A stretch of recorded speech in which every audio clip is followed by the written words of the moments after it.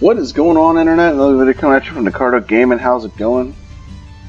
Doing a video I have to redo because apparently I didn't have my microphone on, so I have to redo it. So I've gone through all of them so far. I've done Golden Age, didn't do Wartime. I thought I did Silver Age, Bronze, Renaissance, Post-Renaissance, and the Revival era. I've done every one of those. But I did Silver Age and it didn't record, so I'm going to go back and redo the Silver Age. Okay? So Silver Age consists of 8 movies over the course of 17 years. So you have Cinderella, Alice in Wonderland, Sleeping Beauty, 101 Dalmatians, Peter Pan, Lady and the Tramp, Sword in the Stone, and Jungle Book. Okay? So I'll be ranking these. I will say that this is one of the more iconic regions of Disney movies. And the reason why I say that is because there are more villains in this one and more memorable stories in this one than in just about any of the others. So without further ado, let me dive into this. The worst one, in my opinion, is... Okay, that's good. Okay, so... the worst one, in my opinion, is Alice in Wonderland. I think Alice in Wonderland, it's not a bad movie. Like, none of these movies are bad. Alice in Wonderland is not a bad movie, but I just think it's very trippy. It's kind of a weird story. Every time I do a video, I yawn. So, so it's kind of trippy. It's kind of weird. It branches off in all these stories, and it's so weird and wonky. Like it's good, but it's also bad in another way. It does, however, like I said, this era has some of the most iconic villains in Disney, other than like the Renaissance era. And the most iconic villain from this one is you get the Queen of Hearts.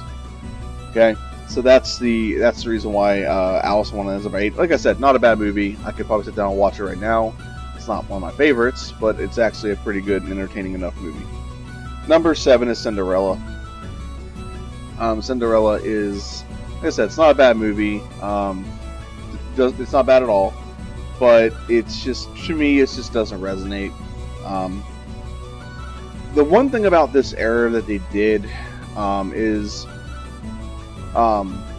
they had good stories and they had good things. There's always happily ever after. It's just the thing is, and they also did something really well. They tried to humanize a lot of animals, and I think that was one thing they did very well.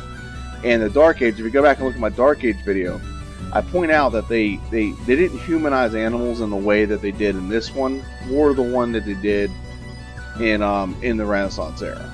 So Cinderella's on there. It's got some pretty decent iconic songs. It's always one of the most, just about anyone can tell you the story of Cinderella. She gets a fairy godmother shows up, gives her a chance to go to a ball till midnight, and she has to get home.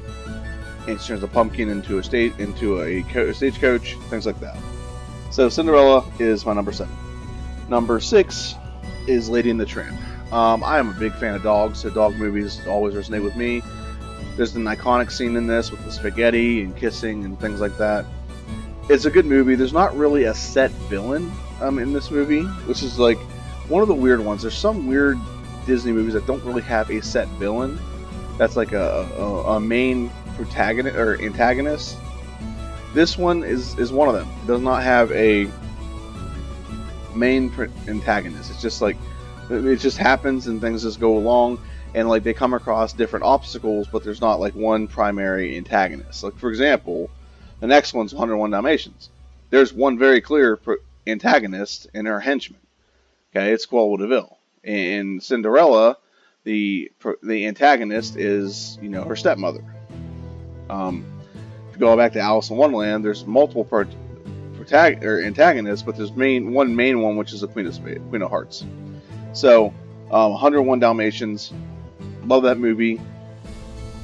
The live action version wasn't horrible, but it wasn't as good as this movie. It was pretty funny because they did a lot more live action or physical comedy things with the guys that they had playing the henchmen.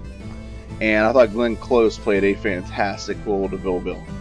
But 101 Dalmatians, it's funny. There's 101 pups, a litter of 15 initially. And like I said, one of the most iconic villains in this in Disney and TV history, movie history, is Cruella de Vil.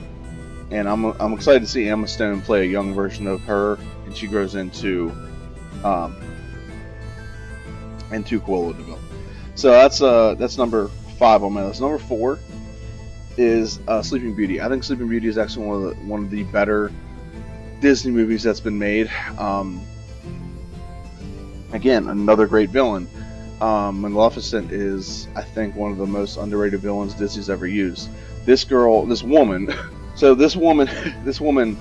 literally like cursed a child because she wasn't invited to a birthday party. And if you saw the live action version of this movie, they changed a couple things from this movie, but I think they made some good changes. That is how, I'm just going to say this because I've talked about it before in other movies. That is how you make a live action version, and if you want to change some things, call it something different. That way they know that this is a variation of this movie.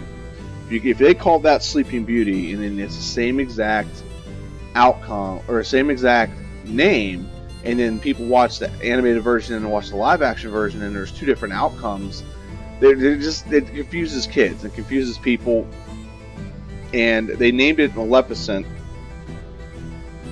because it went through her point of view, and then by doing that, they were able to change a handful of the things in the movie. They changed the outcome, they changed the plot device, they changed the villain to actually be the king, so on and so forth. Because they changed the name of it, they used similar like storylines and used similar characters and everything. But the fact that they changed the name of it is the proper way you do a live action version if you're going to vary from the original story. I've said it before, like Aladdin, they did not they call it the same thing, but they deeply and extremely varied from the original story. They added songs that weren't in there. Lion King, they did the same thing. They took out songs that were iconic, so on and so forth. If you're going to do that, change the name. Change it to something else. Pet peeve. So I'm moving on from my soapbox. Number 3 is The Jungle Book. I think Jungle Book has another pretty iconic villain. That's Shere Khan. It's got some iconic characters too altogether. You have Mowgli, obviously. We had a dog when I was growing named Baloo, Bagheera, and then you had Shere Khan, and then there's other good characters in the movie, Louis, King Louis, and a lot of good voice work from these guys. And a lot of these characters end up being in like one of my favorite Nickelodeon, yeah. One of my favorite Disney animated shows is Tailspin. And whether they use the same actors or got actors that did very well, they still transferred the same characters over to that. So that's one reason why I think Jungle Book is actually really good. It's been tried live action tons of times.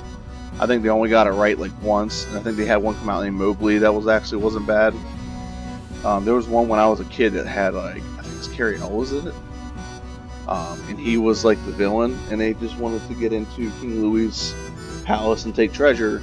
And then you had I can't remember the snake's name right now. It was a different one. It was a different kind. It wasn't the same story. The animals didn't talk.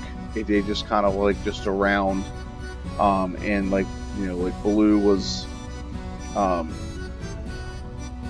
looked after Mowgli, and Bagheera looked after Mowgli, and they just were there, but they never actually talked. They just had presence, and then Shere Khan was in there as well. So, that's Jungle Book's number 3. Number 2 is Peter Pan, another iconic villain. Sorry. Captain Hook. Captain Hook. Peter Pan is one of my favorite ones to me because I think there's just so much more. Like, you can, there's some stories you can take and, roll with it and make more content out of it. I think this Peter Pan is one of those ones you can do a lot of things with. The live-action interpretation of Peter Pan, the 2 that I've seen, have been really good. Hook is a really good movie, and great portrayal by, I think it's Dustin Hoffman. So very well portrayed. And the live action version of that, again, you change the story, change the name of the actual story, but you can keep the same characters. Okay, so So that's my number 2. And number 1 is very shocking to people. People can be very shocked about this, but I absolutely love this movie. I saw this movie when I was a kid, probably at least once a week when I was little, and that is Sword in the Stone. It is it's a watered down version of the story about King Arthur Pendragon, and how he, like, at the end he pulls a sword out of stone. But that I don't know why they call it that. That's like literally at the end of the movie. But regardless of that, the movie by itself is funny. It has Merlin in it, has Archimedes in it, there's a little bird. There's a lot of funny things where they get turned into squirrels, they get turned into fish, they get turned into a whole bunch of other things. And it's very funny, and it's one of my favorite Disney movies I've ever seen. It makes me laugh every time I watch it. So, yeah, so this era, like I said, and the villain in this, it's not iconic, but Madame Mim, pretty cool fight scene that they end up having. Madame Mim is the villain in this one. I was talking about like iconic fight scenes or iconic villains. This one doesn't have the most iconic villain, but it's still a pretty good villain by my standards. And like I said, you only come across her until the last like 20 minutes of the movie. There's not really, this is like another one of those movies that doesn't really have a villain, a straightforward villain. It's just like overcoming obstacles throughout the story. It's one of those rare Disney movies. So if you look back at a bunch of Disney movies like that, like Pinocchio doesn't have a set villain. Fantasia, same thing, doesn't have a set villain. I've already gone over the Silver Age. Aristocats, it's one set villain. Fox and the Hound, it's kind of varies between a couple things. Robin Hood, one set villain. Black Cauldron, one set villain. I don't think Winnie the Pooh has one. Mouse Detective, one villain. Rescuers, one villain. Oliver and Company, one villain. And I can keep going through all of them, but most of them have one like focused individual like villain slash antagonist that they're trying to overcome. Obviously there's obstacles, but there's mainly one, and a lot of the movies in this era have created some of the better villains, and that's why I say that the Bronze Age or the Dark Age isn't one of the better ones, because it didn't have the more iconic villains. The most iconic villain to me in this, I'm looking, is probably the Butler from Aristocats. And then the Great Mouse Detective would be the second one. But the other villains are not very memorable. I'd say none of them technically are. But the one that stands out to me is the Aristocats one, and then the Great Mouse Detective, Ratigan.